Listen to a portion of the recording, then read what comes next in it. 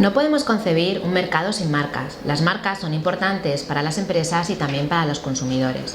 Para las empresas son importantes porque le permiten identificar sus productos en el mercado y para los consumidores porque nos aseguran que hemos encontrado justo aquello que estábamos buscando.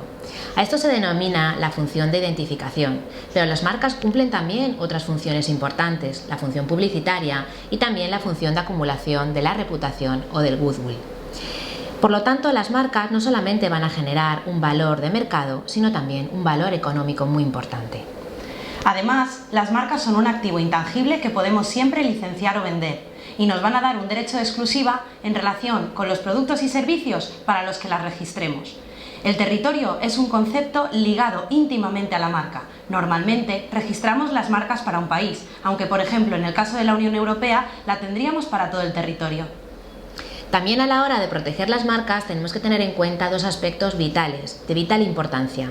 Primero, el hecho de que las marcas se registran por 10 años y se puede renovar de manera indefinida. Esto es importante, como decíamos, porque me ayuda a concebir la idea del valor económico de las marcas al perdurar en el tiempo.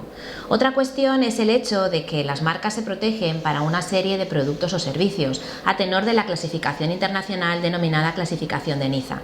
Es decir, con el registro de la marca yo no obtengo una protección exclusiva para la marca o para el signo, para todos los productos o servicios que pueda imaginar, sino que siempre va ligado a esa clasificación.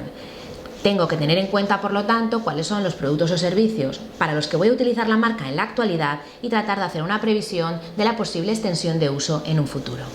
Por último, no debemos olvidar la diferencia entre marca, denominación social y nombre de dominio, pues se trata de tres registros independientes pero muy relacionados. Desde Padima queremos ayudarte a que tengas una estrategia de marcas óptima para que puedas protegerte y defenderte frente a terceros.